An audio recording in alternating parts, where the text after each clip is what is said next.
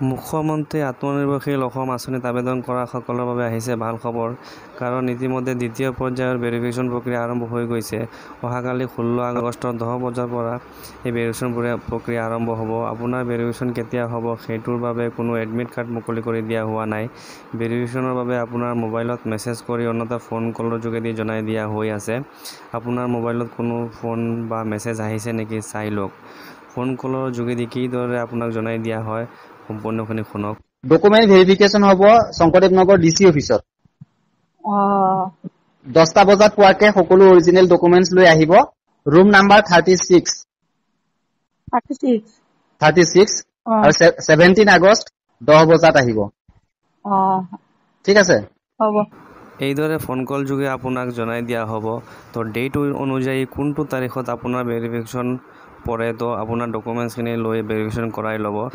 আৰু ডকুমেণ্টছখিনিৰ ক্ষেত্ৰত আপুনি প্ৰথমতে যিখিনি ডকুমেণ্টছ লগত লৈ গৈছিলে সেই ডকুমেণ্টছখিনিৰ লগত লৈ যাব। এড্ৰেছ প্ৰুফ, ID প্ৰুফ আৰু আপোনাৰ সেই প্ৰজেক্ট ফাইলখন আপুনি লগত লৈ যাব।